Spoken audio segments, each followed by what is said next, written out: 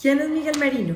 Un colombiano más, un colombiano siempre pensando en el futuro, pensando con dar lo mejor de mí, ayudando a construir un país hermoso como el que tenemos y que requiere de que el apoyo y el interés de todos por construirlo cada día de una manera más eficiente para todos los colombianos. ¿Cuál ha sido tu proceso de estudio? ¿Qué estudiaste? Bueno, mi bachillerato lo hice aquí en Bogotá, en el Colegio Alfonso Jaramillo, y luego entré a la Universidad de los Andes a estudiar arquitectura. Allí tuve oportunidad de compartir con muchos amigos y muchas personas que hemos ayudado a construir el país o que hemos tenido siempre el propósito de participar en la vida del país. Compartí con Roberto Junguito, compartí con Kepa de Amuchastegui, en fin, innumerables amigos de los años 60 o de esa generación de los años 60 que entramos a la Universidad de los Andes. Luego, por circunstancias de haberme casado en el último año, tuve que ir a Ibagué a tener la oportunidad que encontré allá me contrataron por 6 meses para trabajar en una empresa que se estaba liquidando, y los 6 meses se volvieron casi 30 o 40 años de mi vida, en los cuales recibí todo el afecto de los tolimenses, el cariño y el respaldo que me permitieron pasar por diferentes etapas profesionales, no solamente en el campo de la arquitectura y de la construcción, sino también en la vida nacional, en el gobierno, por la generosidad y el respaldo de todos los tolimenses. ¿Y dónde estudiaste? Hice mi carrera de arquitectura en la Universidad de los Andes y después de los estudios los amplié cuando renuncié a la gobernación del Tolima para ir a estudiar al MIT en Boston, donde hice un curso de planeamiento urbano y regional. ¿Qué te apasiona en la vida? Me apasiona, yo diría que simplemente crear o estimular o apoyar, hacer que la gente tenga oportunidades de desarrollarse, de soñar, en fin. Eso, digamos, es lo que podría decir yo que me apasiona. Y en este caso, pues es decir, lo que le hemos dedicado estos 40 años a construir la marca de Dunkin' Donuts en el país. Cuéntanos cómo fue para ti trabajar en la política. Pues fue una experiencia muy interesante. Llegué a Ibagué precisamente a finales de los años 60, en el año 68, y en ese momento se estaba dando en el Tolima y en Ibagué un proceso de relevo generacional bajo la figura de Alberto Santofimio Botero. Era el nuevo líder, era la persona joven, era el líder carismático, el político que estaba impulsando un relevo generacional en el Tolima, y nosotros nos entusiasmamos y lo apoyamos y realmente lo valoramos porque es un gran intelectual, es un humanista que llevó al Tolima a pensar en grande y a participar de la vida nacional. ¿Qué papeles políticos lograste? Fui concejal de Ibagué, a pesar de que mis raíces todas están en el sector privado. Yo no estaba en la clase política, ni tenía votos, ni tenía electorado, ni tenía absolutamente nada. Simple y llanamente Alberto confeccionó la lista para el Consejo de Ibagué, en la cual encabezaba él como político y quiso que su segundo renglón fuera alguien del sector empresarial. Y coincidíamos generacionalmente en la misma edad, en la nueva generación que surgía en esos años 70 en el Tolima, y entonces me dio la oportunidad de ser concejal de Ibagué. Eso me fue proyectando en una serie de actividades que no estaba buscando, porque yo estaba dedicado a mi profesión, a construir y a soñar. Hicimos el primer centro comercial de Ibagué, el centro comercial Conveima, las viviendas que se construyeron en ese momento, y eso fue abriendo un campo que después se vio reflejado en llegar a la gobernación. Como gobernador del Tolima, él sugirió mi nombre al presidente Turbay. Posteriormente de esto, una cosa fue trayendo otra, entonces llegó el momento en que hubo una ocasión en la cual se iba al Senado de la República, se iban a elegir al Congreso, y también él quiso que el sector privado estuviera representado en el Congreso. Entonces me honró con ser su suplente al Senado, y en eso también se vino la vinculación con toda la vida política del momento. Entonces apoyamos a la candidatura del presidente López, la candidatura del presidente Turbay, posteriormente entonces la del presidente Virgilio Barco, y el presidente Virgilio Barco pues me hizo el honor de que lo acompañara en su gobierno como ministro de Desarrollo, y en posterior pues el presidente Barco me dio la oportunidad de ser embajador ante Naciones Unidas en la Asamblea del año 1987. Tocó participar en el Senado de la República, y todo esto pues fue una vida muy particular que viví en los años 70, 80 y parte del 90, en la cual me permitió, inclusive, como digo yo a veces jocosamente, pero con mucho respeto, conocer el monstruo por dentro. Cuéntanos un poco acerca de cómo surgió la idea de traer Dunkin' Donuts a Colombia, cómo creaste esa compañía aquí. La historia de Dunkin' Donuts también es un reflejo del espíritu más de empresario y de emprendedor que he tenido, o que recibí de mi familia, porque toda mi familia pues siempre ha estado en el sector privado como exportadores de café y como industriales de la industria del jabón. Entonces, me fui a estudiar, precisamente había renunciado a la gobernación del Tolima y quería estudiar y ampliar los conocimientos de la profesión de la arquitectura, y entonces se dio la oportunidad de estar en el MIT en Boston estudiando planeamiento urbano y regional. Estando allá, un día recibí una llamada de mi hermana. Mi hermana era una ama de casa tradicional, dedicada a su hogar, dedicada a sus hijos, es decir, las mujeres de los años anteriores, que no les tocaba tan duro como las de hoy en día, que tienen que ser amas de casa y de crear sus hogares, y sus hijos también trabajar. Entonces sus hijos iban a la universidad y ella pues quedaba sin hacer nada. Entonces consideró de que se aburría pues en un momento dado sin hacer nada, y le dijo al esposo que le gustaría hacer alguna cosa en la casa para entretenerse, y que le dijo, pues vea la feria en este momento que se está dando en Bogotá, la Feria Internacional, mira a ver qué ves allá que te llame la atención, y yo te apoyo. Y evidentemente vio una maquinita de hacer donuts, que le llamó la atención, consideró que con eso podía en un momento dado matar su tiempo libre y hacer unas donuts y venderlas en el barrio, o venderlas en la iglesia, o venderlas en el colegio de los muchachos. Y entonces compraron la maquinita. La maquinita no le funcionó. Se le explotaban las donuts, le salían grasosas, eran chiquitas, no eran las materias primas. Y me llamó a Boston y me dijo, Miguel, ¿yo qué hago? Que me puse a comprar esa maquinita y no ha servido para nada, no la he podido hacer funcionar, entonces, ¿por qué no me ayudas a conseguir una receta?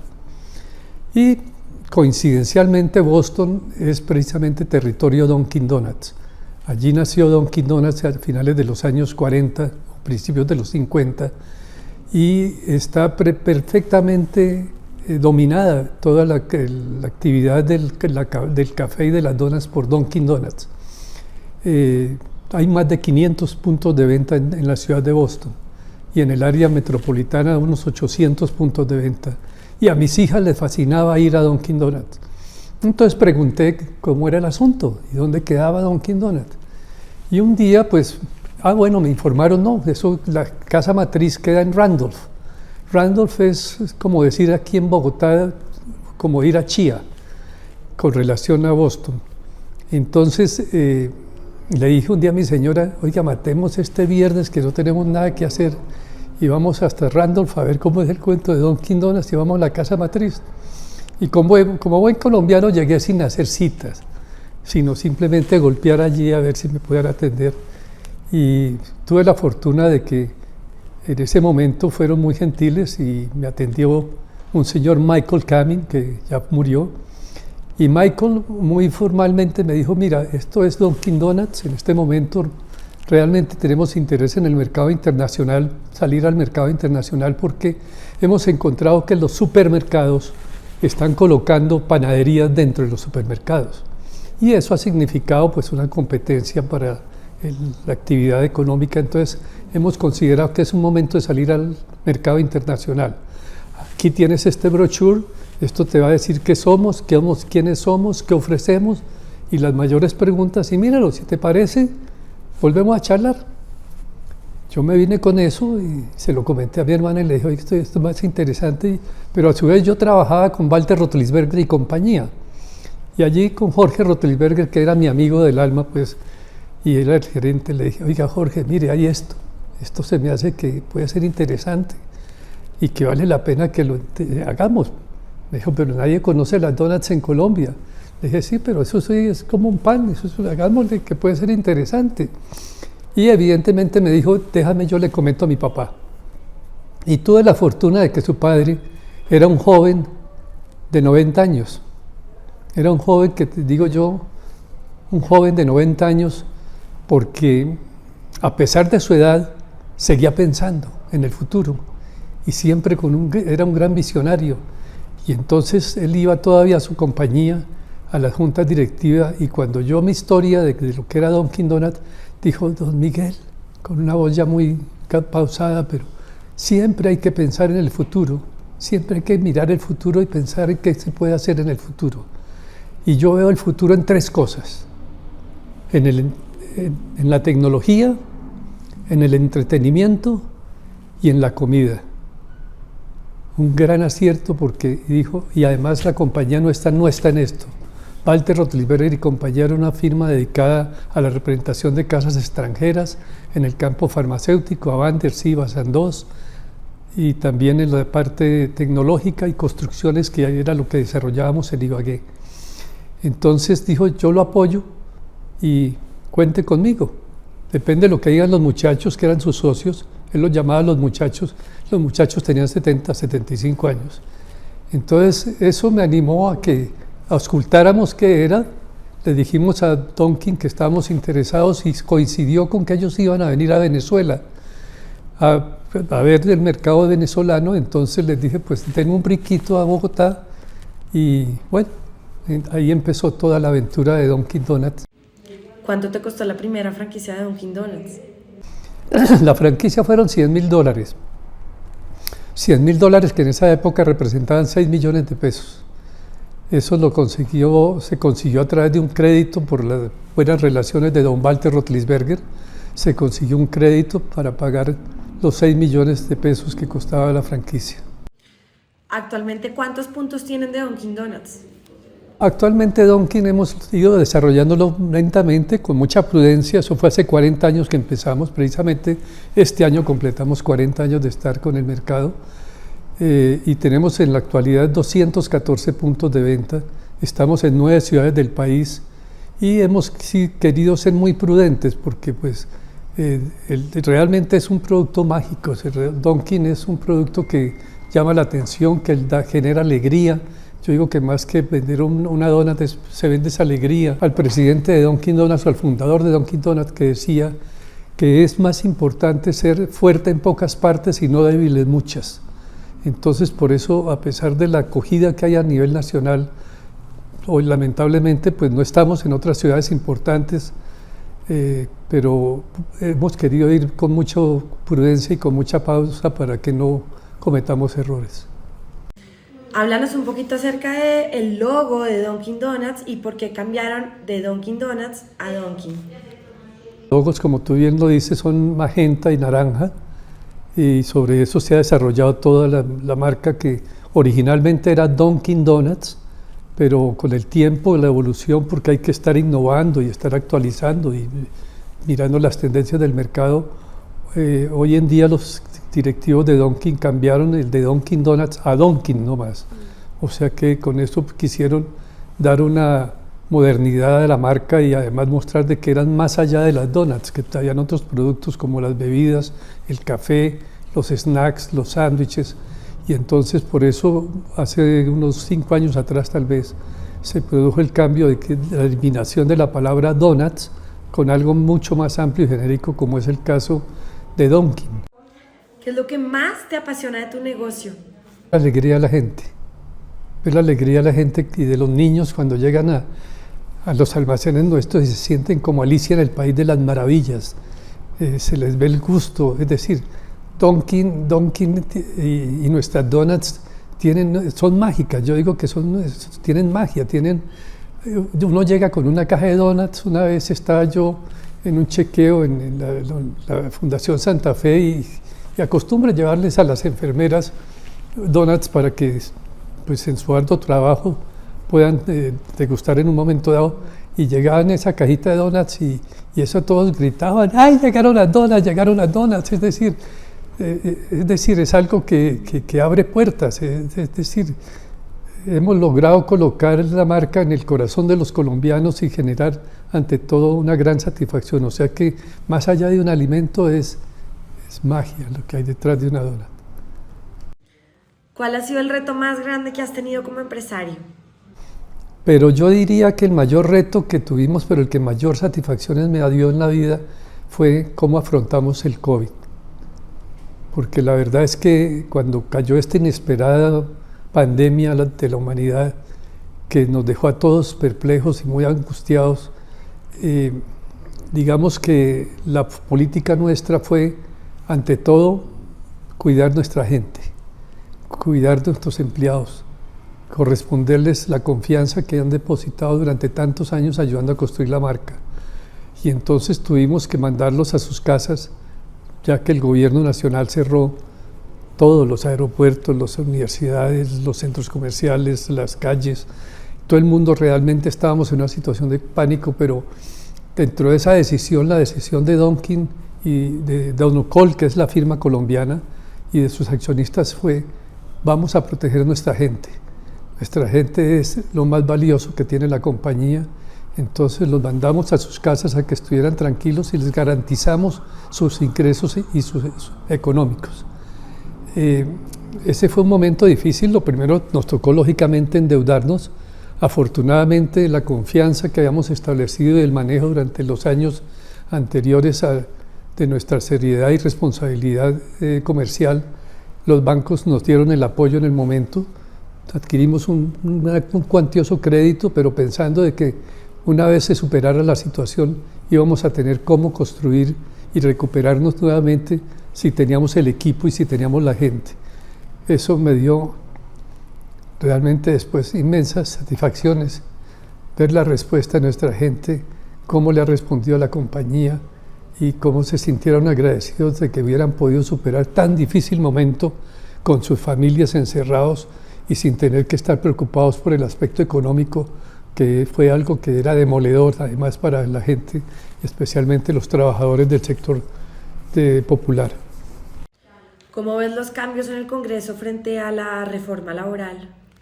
Hay que hacer cambios. Yo soy un convencido de que para progresar y además para poder uno ser vigente, tiene que estar siempre dispuesto a los cambios. Lo que tenemos que hacer los colombianos es asimilarlos, ajustarlos, y que los cambios, además, cambios sí, pero no así. Cuando digo cambios sí, pero no así, es que no se genere la incertidumbre, que no se genere confrontaciones, que no se generen situaciones difíciles para el manejo del país, sino simplemente que conciliemos todos las diferentes ideas, corrijamos y construyamos sobre lo construido y hagamos de que cada día estemos mejor. En la reforma laboral, pues, hay una tendencia a nivel mundial y es reducir las horas de trabajo. Es decir, las 48 horas en Colombia ya son obsoletas, las 48 horas semanales. Países como Alemania trabajan 36 no más. Pues vayamos haciendo los ajustes adecuadamente y de manera proporcional a nuestra capacidad económica, sin lesionar al sector empresarial, tengan que verse abocados a un cierre, porque sería lamentable. Que haya una mejor remuneración, estoy de acuerdo. Tenemos que mejorar la calidad de vida de la gente. Las empresas colombianas tienen que cambiar un poco la filosofía que traían anteriormente. En Colombia, en los años anteriores, había una tendencia de vender poco ganando mucho. Y yo creo que el mundo actual nos lleva a que vendamos mucho ganando poco. Es decir, que los márgenes se reduzcan desde el punto de vista empresarial, se transmitan más a los colaboradores, pero que ampliemos el mercado. Lo que se necesita es ampliar el mercado y que haya más oportunidades. Y yo creo que no hay que tenerle temor a eso siempre y cuando que se hagan con ese sentido. Que no se piense en un momento dado por la falta de conocimiento, porque también una de las experiencias que tuve yo es que mi experiencia me demostró a través del paso por el gobierno de que el gobierno es la empresa más grande del país, pero desafortunadamente no es manejada por empresarios.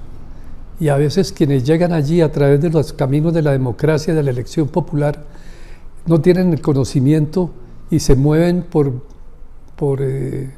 propósitos personales o por presiones de quienes los respaldan, sin el conocimiento y sin saber balancear lo que es en un momento dado administrar y lo que es evolucionar en el manejo adecuado. Colombia no puede seguir siendo de tantas Colombias como somos hoy en día, de que la Colombia de la capital o del Triángulo de Oro que llaman Bogotá, Medellín, Cali, sino que sea la Colombia profunda que llaman, que también se integra al desarrollo del país y a una vida pues amable para todos. Tenemos que buscar hacer esas adecuaciones y que se piense a través del Congreso y de las instituciones qué es lo que más conviene para el país de una manera realmente tranquila y serena. ¿Cuántos empleados tienen actualmente? Nosotros tenemos en este momento 1.100 empleados, estamos en 9 ciudades del país. ¿Ustedes venden franquicias en Colombia? No, porque todo va teniendo su momento. Sin lugar a dudas uno no puede tener todo, el país tiene capacidades para generar muchos almacenes, más allá de los 214 almacenes. El país no está muy, a mi modo de ver, como muy aleccionado para manejar las franquicias. No hay la regulación ágil y eficiente para que se pueda mantener armónicamente la relación del que franquicia y el franquiciatario, de que se cumplan las normas, los procesos, y de pronto solucionar algún problema. Desafortunadamente nuestra justicia es muy lenta, entonces genera problemas. Tenemos algo que también hay que cambiar precisamente y eliminar, y es que en Colombia se ha generado una cultura de que el mundo es de los vivos y no de los bobos. Entonces a nadie le gusta seguir procesos, le gusta más bien estar haciendo cambios, o de que no se llevan las contabilidades adecuadas, no se cumple con los requisitos de honestidad, de calidad, se quiere innovar de una manera no la apropiada. Entonces todavía no estamos acostumbrados, y en el caso nuestro no hemos querido dar franquicias a pesar de que nos lo demandan o nos lo piden mucho, porque creemos que todavía hace falta madurar para poder tener esas responsabilidades. ¿Cuál es el papel de Dunkin' en la comunidad y cómo contribuye la compañía en causas sociales y ambientales? Nosotros apoyamos entidades sin ánimo de lucro,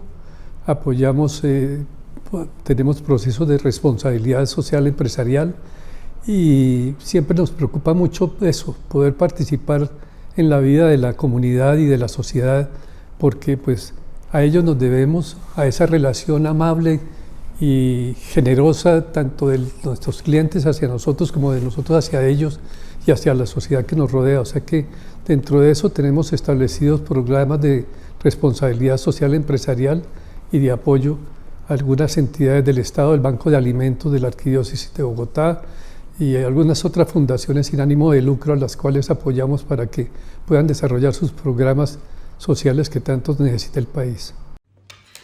¿Cuál crees tú que es el ingrediente que caracteriza Dunkin' Donuts?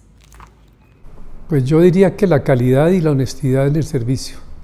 Que durante estos 40 años la gente no nos abandone o la gente se sienta satisfecho, y antes por el contrario nos ayuden cada día a progresar más y a crecer más.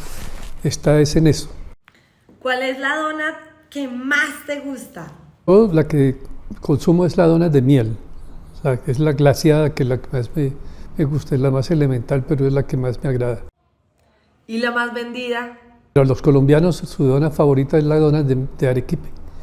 Es el 40% de nuestras ventas. ¿Recomendarías tú hacer empresa familiar en Colombia? Sin lugar a dudas, es una empresa netamente familiar que nació de la familia a través de la sangre y de la familia a través de la amistad y del respeto.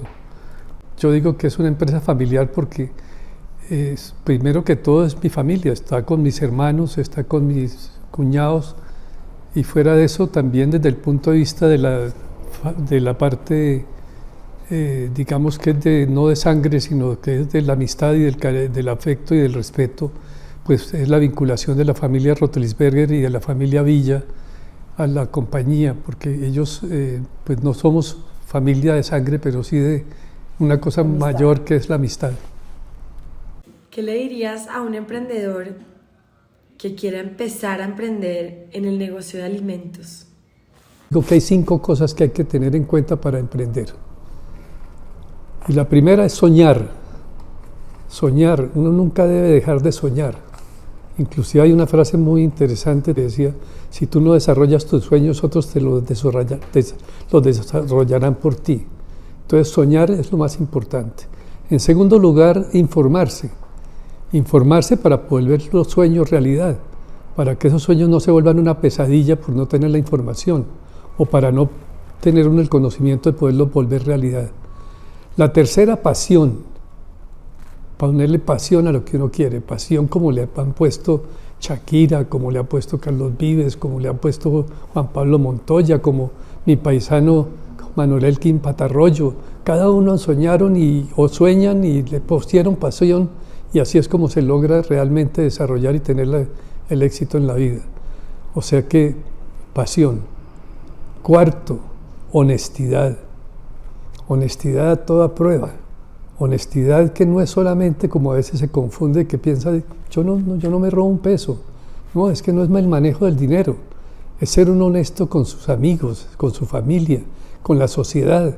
Eso es un honesto en la actitud con la que uno actúa con la gente. O sea, porque la honestidad tiene un resultado, produce una riqueza y la gente a veces no valora, y es que genera confianza. Y la confianza es lo que le permite a uno después superar o desarrollarse, porque si uno genera confianza, logra que la gente lo apoye. Y en quinto lugar, Colombia. Pensar en el país. Tenemos un país hermoso. Tenemos un país que Dios nos dio con una serie de virtudes enormes que no tienen otros, y que desafortunadamente por esa confrontación que ha habido entre nosotros sin sentido, no lo hemos desarrollado. Entonces pensemos en Colombia, pensemos en construirlo cada día mejor, pensemos en que Colombia tiene mucha capacidad de ser importante a nivel mundial y que tenemos que construirlo entre todos los días. Es decir, no hay sentido de que no logremos eso si tenemos circunstancias muy especiales para poderlo hacer.